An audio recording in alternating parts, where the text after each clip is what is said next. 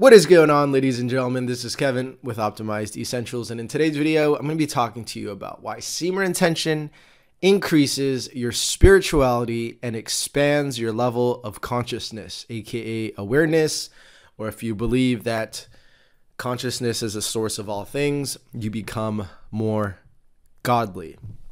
Hence why the Bible thumpers, or at least the people who believe in Christianity, or at least why the scriptures say we are created in the image of God. As conscious beings, we have the ability to manipulate matter, right? Spirit and matter. Spirit manipulate matter so that things get expressed in a certain way, right? So the video, or what I want to talk about in today's video, is to hammer down on that point. That when you practice semen retention, because we are conscious, spiritual beings that have the ability to consciously manipulate matter, the more semen we retain, so to say, the more conscious or spiritual we become, all right? Before we begin, if you're a guy watching this and you're interested in the topic of sexual transmutation, more specifically how you can turn your sex drive into higher levels of drive, ambition, motivation, success, sexual attraction, sexual magnetism, then please check out these links below, okay? I created a 2-hour masterclass doing a crash course on sexual transmutation for any of you who are interested in learning and do not have trouble focusing or have TikTok brain, okay? It is a 2-hour training that's free, so please check that out if you're interested in learning. If you want to dive even deeper and you want to get access to the first part of my course for free, then check out my free sexual transmutation course at sexualmanifestation.com/free course. And then also, if you want to be surrounded by a group of like-minded individuals or other guys who are on the journey of semen retention, NoFap, and sexual transmutation, then check out the Facebook group Sexual Transmutation Mastery. And if you need more help and you want to get coaching with me, working with me one-on-one, where I teach you everything I know about mastering your sexual urges, mastering your sexual desire, diet, fitness, pretty much anything you want to ask or talk to me about, and you can afford it, then check out sexualmanifestation.com/coaching. You can work with me one-on-one. It is not a cheap investment, but you will get the best knowledge from me, the best quality time, and I will teach you everything you need to know about sexual transmutation. And then finally, if you're driven and you're self-motivated, but you don't want to invest too much in a coach, then get the full course on sexual transmutation. It's a small fraction of your paycheck. It's a small investment. Some people waste a lot of money on drugs, junk food, stupid shit. But I encourage you to take a portion of your paycheck, invest in this course, Sexual Manifestation, learn the power of sexual transmutation, breathwork, nutrition, training principles. It'll be one of the best investments you make in your life. Hands down, guaranteed. Now, with all that being said, let's get right back to the video. Now, in this video, I'm going to be drawing upon many different texts, like this book, The Coiled Serpent, A Philosophy of Conservation and Transmutation of Reproductive Energy. I also have some notes that are written down from another book called Kundalini, Your Sex Energy Transformed, and I also have some notes on my phone that I want to read. So if at any moment you get lost or you get confused or you feel like you can't catch on, because I know when I watch videos and people are reading and lecturing to me, my brain starts to go somewhere else, right? I start to think about other shit. Maybe you're doing that right now. Maybe you're already having trouble focusing, right? Maybe your TikTok brain is kicking in and you want to flip to the next video or watch the next thing on your feed. Or maybe it's nighttime for you and you already watched a shit ton of videos. You have what they call ego depletion, which is basically when your willpower is drained and you just can't focus. Then what I encourage you to do is to take a deep breath. And if that ever happens, during all these readings, during all this stuff that I'm reading to you, breathe, rewind the video, and keep listening until you get what I'm trying to say, okay? So without further ado, let's get right into it. So the very first thing I want to share with you is this chapter in The Coiled Serpent called Spirit versus matter. VIII. Roman numerals. I believe that's 8, right? 5 plus 3 I's is 8, okay? I'm going to read. It's only a page, so do your best to focus. It's not too long, so you guys see that. It's just one page. He talks about spirit versus matter, right? As you can hear, what is the difference between spirit versus matter? Okay, so here we go. In their essence, in their final essence, spirit and matter are only opposite poles of the same universal substance. As the primary expression of nature's law of polarity, if you haven't heard of law of polarity and the 7 Hermetic principles, I highly encourage you to look into it. It will change your life, but finish the video first. Without which the universe could not exist, they are states of one unity, divided only in our conception of the modes of its manifestation. On this point, the deepest philosophies, the highest occult teachings, the broadest religion viewpoints, and the farthest reaching scientific searchings seem to lead to very similar conclusions. They have come to look upon spirit and matter as being basically one single element, from which one form of expression can be transmuted into another by changing its rate of vibration. Regarded concretely, quote unquote, spiritual and material beings are 2 kinds of energy which can be transformed into each other, just as mechanical motion can be transformed into heat and vice versa. Now I'm just going to read a little bit more and I'm going to wrap up on this because, you know, I don't want to just end up reading this book to you, but it's pretty short. If looked upon in the same analytical way, steam and ice are basically one and the same thing. But in everyday talk and for practical purposes, they remain definitely distinguishable and as good as opposites. Think about that, right? What did he just say? To use the example of ice, I've used this in the past, right? Solid, liquid, gas, ice, water, and steam. It's all the same thing, right? If you freeze whatever is in this cup, which is coffee, by the way, it turns into a solid form, right? Ice coffee. And then if you start to heat it up, it starts to become liquid. And then if you heat that up a little bit more, it becomes gas, ether, right? And this is going to be very important to what I'm about to share with you because I'm going to tie everything all together. So remember, do your best to focus and finish the video. Their relative opposition and yet basic unity may be indicated by calling ice the lowest form of that of which steam is a higher manifestation, right? So if solid or ice is a lower form, meaning a lower vibration, I'm sure if you remember in biology and chemistry, the only thing you should kind of pick up from school is that solid, right? Because it's a solid, it's a slow vibration. The molecules of ice have been stuck together. Water is a more fluid vibration, right? It kind of waves and goes in everywhere in every creek and cranny, right? And then gas, it kind of expands. It goes into the ether, right? It goes into the space, right? So one is a lower vibrational frequency. One is a higher vibrational frequency, which is very important to what we're about to share, okay? And so matter may be called the lowest form of which spirit, okay, so yeah. And so may matter be called the lowest form of that of which spirit is the highest expression. Now, I forgot where I heard this, but in the spiritual community, they believe that God, right, light, pure potential, pure consciousness, is vibrating so fast that it looks like it's not moving, right? That's the law of polarity. It's ironic, right?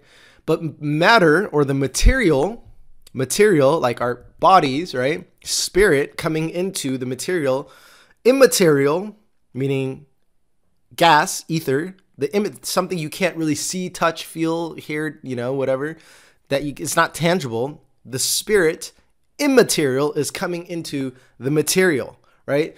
So when you slow down spirit, when you slow down, what is it called right here? Spirit, right?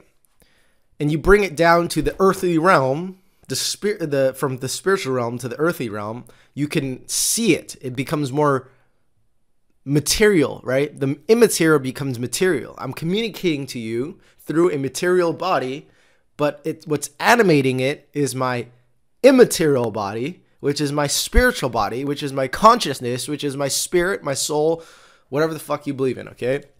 So when you slow down spirit, you get matter, okay? Let's see if there's anything else I want to say. Okay, let's read this last paragraph. Only the exceptional mind can occasionally contemplate and still more rarely entirely grasp the ultimate reality of oneness. For a perfect understanding of the state of unity, we must first escape from matter, which is but an inferior form of spirit. That is to say, we must escape from the crystallizing power that matter holds over us. For the average human intellect, the standpoint of duality is the more logical, the more comprehensible. Therefore, spirit and matter are, for the present purposes, dealt with antithetical. Okay. One last paragraph. I lied. Okay. Justification for considering matter low and spirit high can be found mainly in a comparison of the rates of vibration. That of matter and its qualities is low and slow, while that of spirit and its attributes is high and fast, beyond measure, beyond imagination. Okay, now this book can be a little thick of a read. However, it's slowly getting better for me, and I actually plan on trying to finish as much as I can. But the following excerpts that I'm about to read to you and go over is going to be much more interesting and much easier to digest. So if you've made it so far, congratulations. Keep on listening. There's going to be a lot of great stuff that I want to share with you. So before I read to you the other stuff, what I want to talk to you about is a brief conclusion and synopsis of what this book just talked about, right? Or at least spirit versus matter. In the Chinese tradition, TCM, traditional Chinese medicine, they have a notion of the three treasures. The three treasures, according to traditional Chinese medicine, is Jing, Qi, and Shen. Now, if you watched my videos in the past, you've seen this picture, or you've seen this, or have you heard of this idea, this notion in the past, Jing, Qi, and Shen, right? Jing is the densest form of our energy. It's the most densest, most precious, most preserved, or at least the body's reserves, right? It's Jing. From Jing, you can turn it to Qi, right? Jing, Qi, and Shen, right? I'm reading a quote from something I found online. Jing is important because it can be called on to transform into Qi, which is energy, which then in turn stimulates Shen, the spirit, right? So from Jing, you have Qi, and then you have Shen. Shen is spirit, right? For any of you guys who've played games, or if you've been interacting with like the Japanese culture, when you have a lot of Shen, a lot of spirit, right, you're more expansive, you're more spiritual, right? So the idea behind semen retention and NoFap and preserving your semen is that you have more Jing, right? If you have more Jing on board, your primal, most dense form of energy, think of it as, again, ice. Well, now you have more Qi in your body to extract from the Jing, right? There's more Qi in your body, and because there's more energy, more Qi in your body, now your Shen expresses itself, right? Brighter, right? There's also the candle analogy. The Jing is like the wax, okay? And then the flame, right? Qi, right? The fire is like what's burning, right? It's the energy that's being burned. But then how bright, right? How bright the fire burns is your Shen. So if you think about it in our body, the more Jing we have, the more material we have, good material in our body, the more Jing we have in our body, the more Qi we have, and then the more Shen we have. Does that make sense? And I tested this theory out recently, actually, as a study by busting a nut 7 days in a row, right? Literally every day for 7 days straight. One, so I can test my testosterone and see what it does. But I shit you not, by the third or fourth day, I felt like my consciousness was dwindling. I felt like I was getting skinnier spiritually, right? I felt like I was shrinking. And the only thing that I did differently was I was busting a nut. My diet was pretty much the same. I felt like my consciousness was literally like my energy field was shrinking. And this confirms that constantly depleting your little pee-pee down there, constantly blowing your load, diminishes your Jing, diminishes the Qi, right, the energy flowing through your body, and also diminishes your spirit, okay? So knowing that, I want to read to you some information, right, on Kundalini and also retaining, okay? So this is from the book Kundalini, Your Sex Energy Transformed. This is going to be much more interesting, all right? Let's go. So right here, transformed sex energy is itself Kundalini power. The awakening of Kundalini and its ascent leads to expansion of consciousness. It is the culmination of many lives' search, spiritual practice, dedication, sacrifice, divine grace, and the blessings of the master. What is Kundalini, you might ask? Put very simply and directly, it is the sex energy in its transformed state. Any object or matter has many aspects. Just like water has solid, liquid, and gaseous states. Wow, look at these ideas being transformed again, or at least these ideas being shared. The sex energy, too, has an energy that can be used to activate centers of energy or vortices, commonly known as chakras in the mystical language, right? Our vital fluid or sex energy is produced by the food we eat, water we drink, sunlight, air, physical activity, and other ingredients. A single sperm and a single egg contribute to produce one human being. Then how much power is stored in us human beings? How much energy the totality of our vital fluid represents? The ovum and the sperm will die if they are not united. If they do, the cell division will start, and after 9 months, a miracle will take place. A human being will be born in the form of a baby. A little bit more. The ancient seers have realized that the sex energy can be used to fuel the mind for higher purposes. As a tree has sap to feed it for its growth and flowering and ultimately bear seed, similarly, the sexual fluid in its transformed state is the sap for the human mind. Why has it been called cosmic energy by ancient seers? Because when it is transformed, it becomes pure energy or light, and light is the essence or origin of matter. E equals mc squared.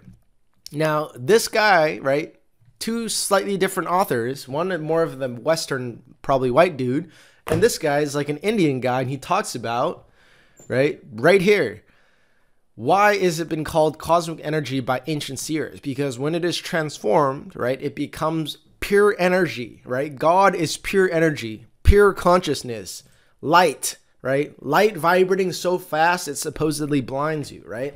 But we take that light and we can mold it, because we were created in the image of God, we can mold it to whatever it is that we want. But it is the essence of our origin, or it is the essence of the origin of matter.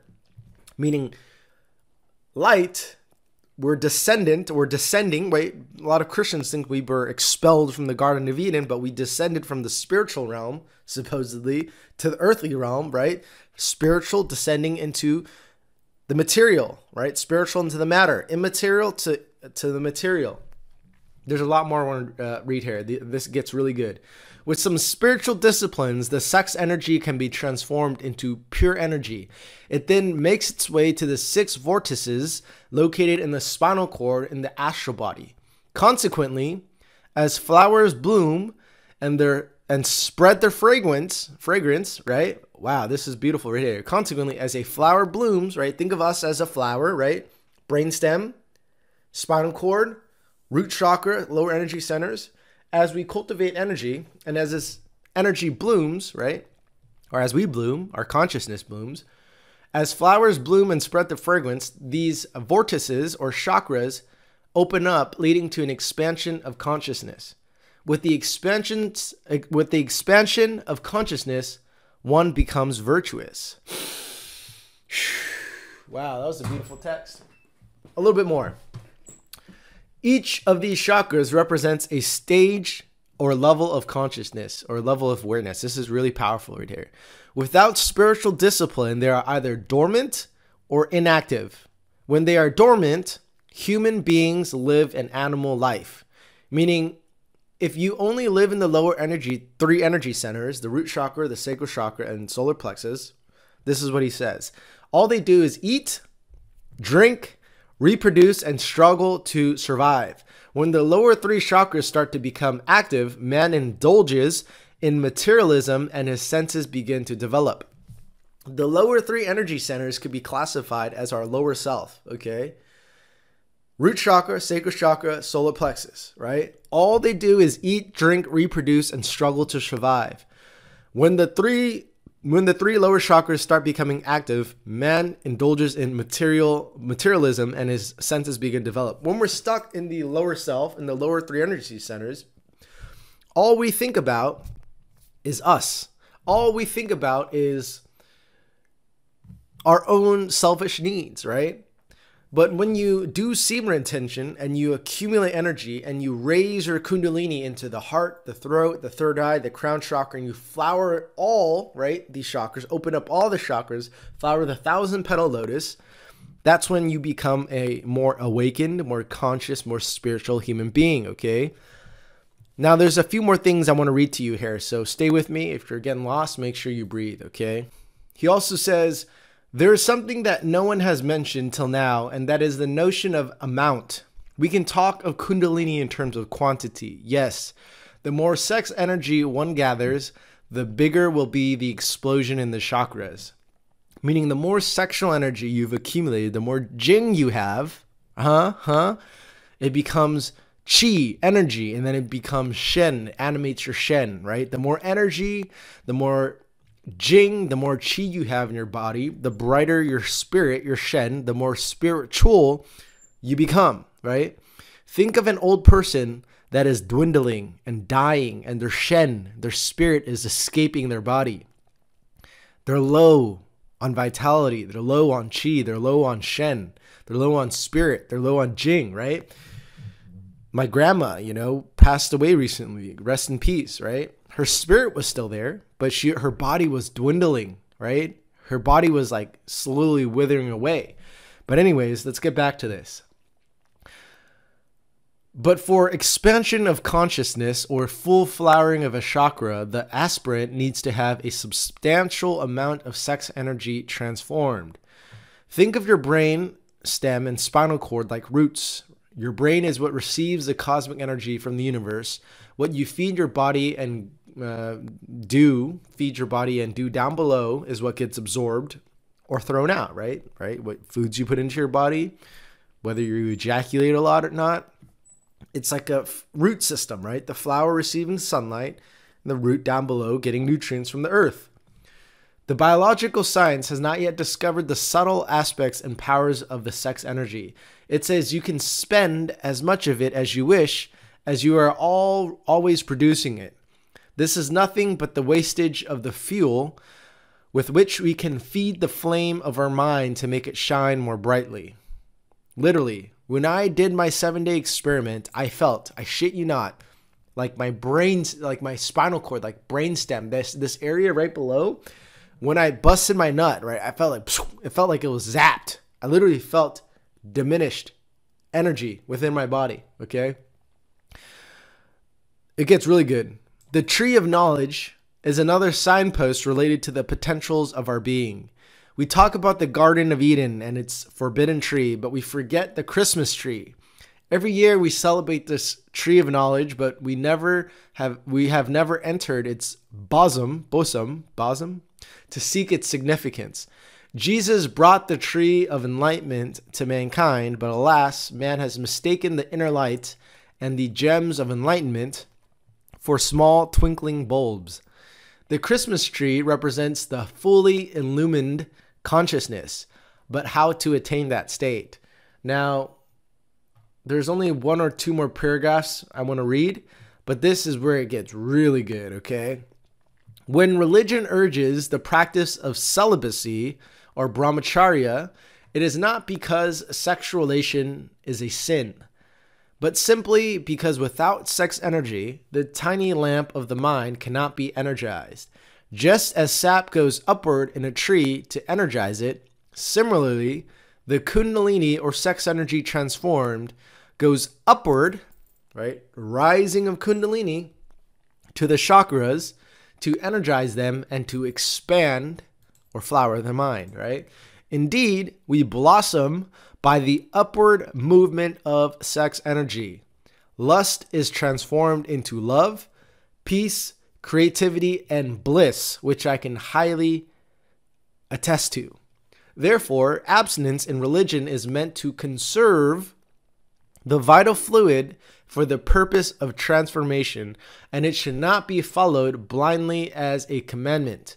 It should be a matter of choice after understanding that sex energy can be used for a higher purpose. Repressing sexual desire out of orthodox belief and ignorance of the esoteric side of religion will do more harm than good. Suppression of the desire, thus of the energy, can lead to a series of complications, right? Think of these Catholic priests or these people who shun their sexuality, right? It's better to express it than to suppress it, right? But why suppress it? Understand, observe, and meditate. This is how it could be transformed. When you shine the light of consciousness onto your energy, your Jing, right?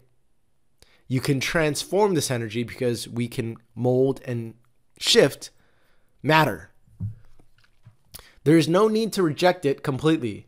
By keeping the middle path, one can enjoy both one's sex life and fuel the mind as well. However, if one wishes to attain enlightenment more quickly, then a great amount has to be collected, okay?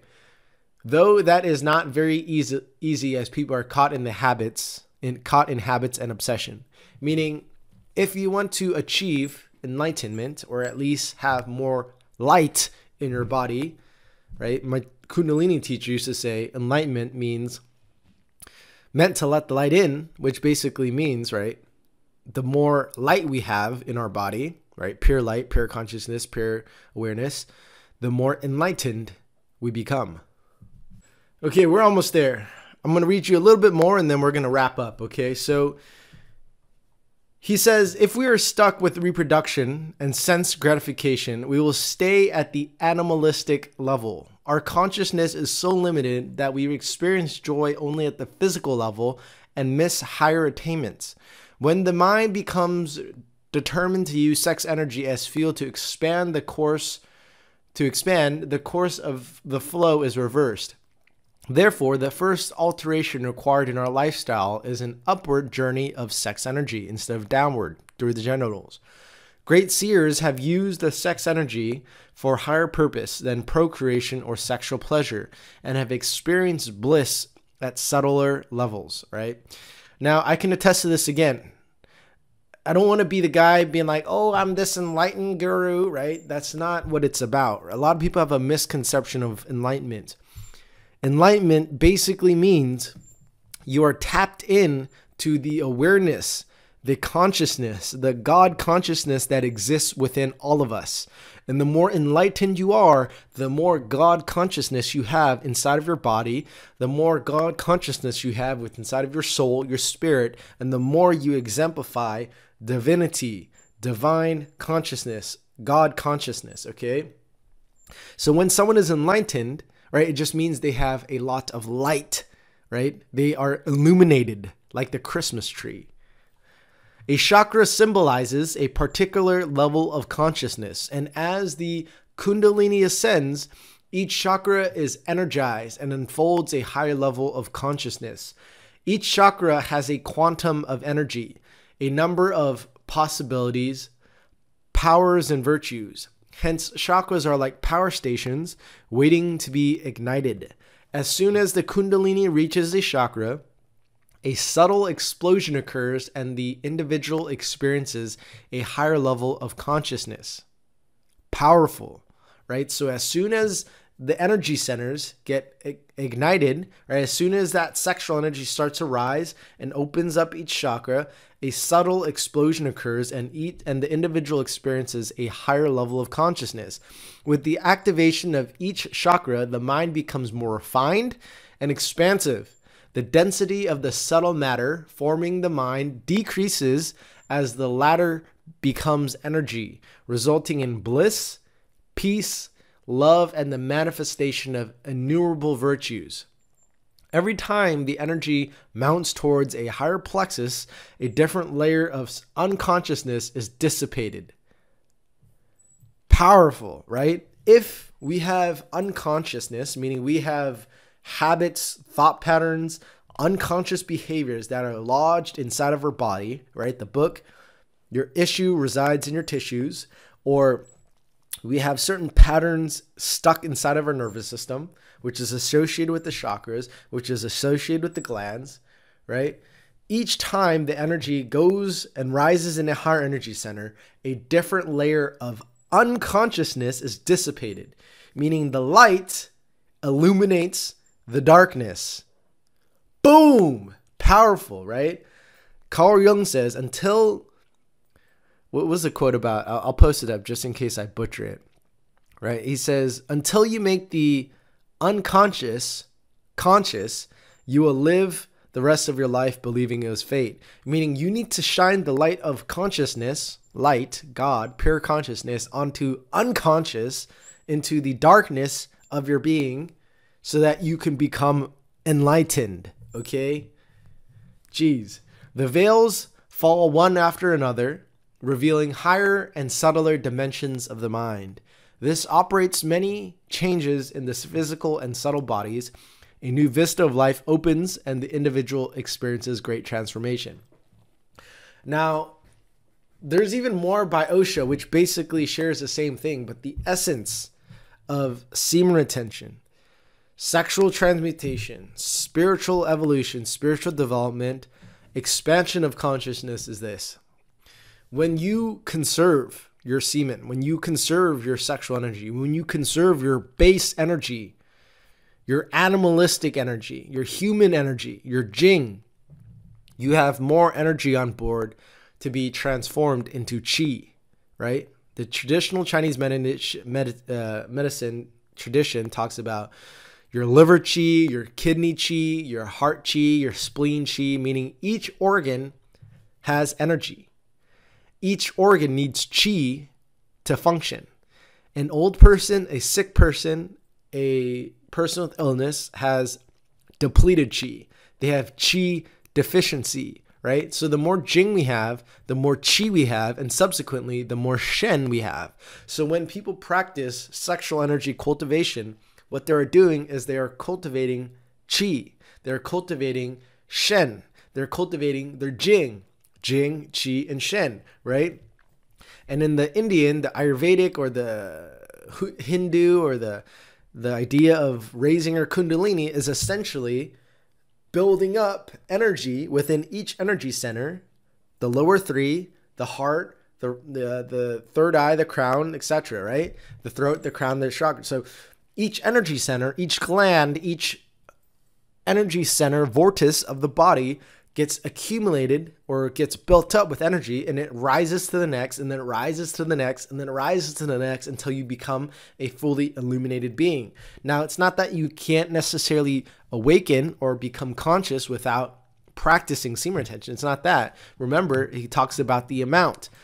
The more sexual energy you have on board, and the more energy, the more Qi, the more basically, what's the word? Like electricity flowing through your body, right? The more juju you have, the faster enlightenment happens. Does that make sense? Meaning the more energy you have in your body, the more likely you will be able to illuminate this. And all this gets sped up when you follow a good diet, when you practice, they talk about pranayama, right? Purity and, spirituality by transforming your emotions, your thoughts, your attitudes, your moods, purification, awakening your Kundalini. All of this plays a part into spiritual evolution, spiritual progress, right? There's so much I want to share, but I don't want to overwhelm you guys. If you made it to the end of the video, good job. If you haven't checked out my programs already, check it out, because I teach all of this, and I talk about the importance of food, the importance of diet, because that is the foundation of your energy cultivation. And then from that point, you just mix proper movement, exercising, training, breath work, right? Taking care of your body so that your body, your skin, your spirit, the house of your soul can express itself to the fullest capacity possible. So I hope you guys enjoyed this video. If you did, make sure you give it a like, a thumbs up, right? Comment down below, share the video so you can help boost algorithm, wake people up, and experience the bliss, the joy, the happiness of an awakened human body, awakened Kundalini, and enlightenment. Okay, so have a good one. I'll see you in the next one. Peace.